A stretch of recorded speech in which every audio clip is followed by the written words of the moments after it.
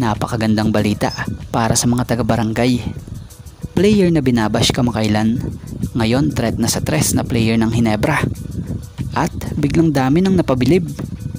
And Coach Sheng naniniwala na sinadyang tusukin ni Sanggalang mata ni Fuller na nauwi pa sa pagkakaroon ng injury na to sa mata, na kung sa ay umabot pa sa puntong nawala ng paningin ang kanang mata ni Aaron Fuller, ang Ross import. And nashock si Junmar Fajardo sa laro ng bago nilang import na si EJ Anosike.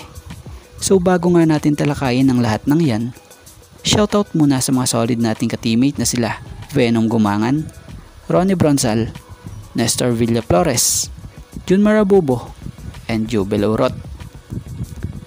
Masama na ang nangyayari, masama pa ang naging resulta ng laro na yan. Yan nga po ang isa sa pinakamasama na sigurong nangyayari sa Rain or Shine. So iset aside na muna natin yung malaking tambak sa kanila. Dito tayo sa pagkaka-injury ng isa sa pinakamahalaga na player nila na import nila sa Ross na si Aaron Fuller, na siyang nagtamo ng eye injury. Nilinaw nga sa nasabing balita na hindi nga raw po nagwo-worried si Coach Sheng sa nangyaring worst game nila in his franchise history kalaban ng Magnolia. Ang biggest concern nila dito ay itong posibleng paglalaro ng Rain or Shine nang walang import sa Sunday sa Game 3 ng Best of 5 series ng quarterfinals this 49th season ng Governors Cup. Dahil nga sa nangyaring Game 2 sa semis na kung saan sa 30 seconds left sa first quarter dito nangyari ang hindi inaasahan nila na injury kay Aaron Fuller. Batay sa report sa naging paliwanag ni Coach Sheng Giao, nung nakausap raw nila si Aaron, pumasok raw talaga yung daliri ni Ian sa loob ng mata nitong si Fuller.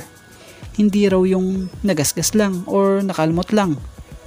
Bukod dyan, ito pa ang isa sa masamang resulta nung nangyari, kakasundot sa mata ni Aaron Fuller.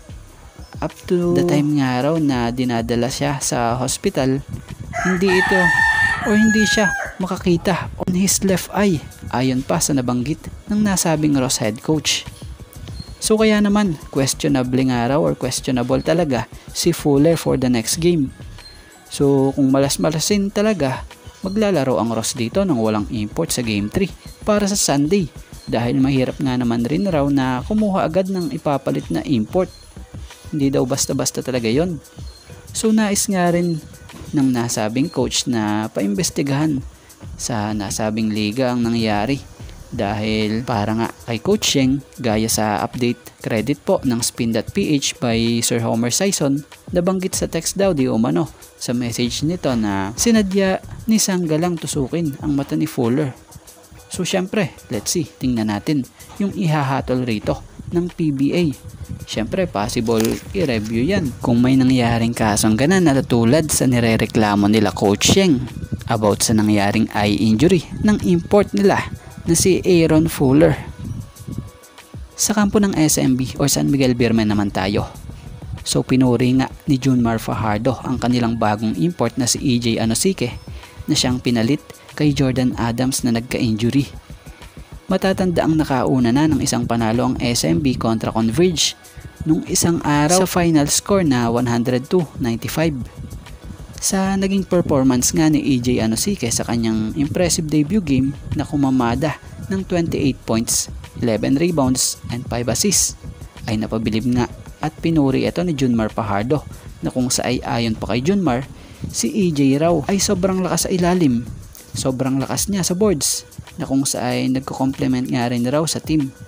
Kaya ayun, bukod dyan, kung si Jordan Adams nga raw ay pure scorer talaga, eto naman raw si EJ Anosike ay hustle player, and grabe naman nga raw yung energy niya sa loob.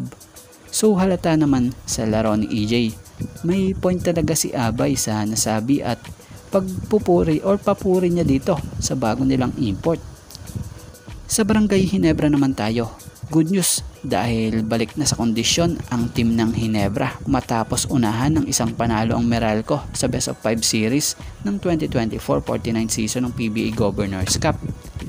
Sa nangyari nga po na laban na ito so marami ang nakapansin na unti-unti nang gumaganda ang outside shooting ng Barangay Ginebra kumpara ng mga nakaraang laro nila Isa na nga sa kapansin-pansin dito ay itong si Ralph ko, na kung sa ay nung elimination ay ang dami nga pong bumabash kaagad sa kanya dahil sa itong araw po hindi makapag-contribute sa game ng Hinebra, lalo na sa opensa. Pero nitong pumasok ang playoff sa game 1 pa lang, kita na yung gigil ni Ralph ko na makabawi dito sa Meralco, na siya nga pong nag-init sa laro para bumanat ng mga tres sa mga crucial minute ng game. So malaking boost to para sa Hinebra at para nga po sa pagbabalik ng kumpiyansa nitong si Ralph ko. At malaking tulong rin ito para sa team talaga dahil noon pa man kilala na tong si Ralph ko bilang magaling na magti 3 points sa Hinebra at possible sa mga susunod na game nila ito magiging threat na para sa mga susunod pang game ng Hinebra. So goods to para sa Hinebra itong si Ralph ko dahil sa gandang buwelta niya sa playoffs with kumpiyansa. So yan sa ngayon mga ka-teammate, ito nga lang po muna ang ating sports pasada, and thank you for watching guys, and God bless everyone. Shoutout sa mga solid nating ka-teammate na sila Juan Solige,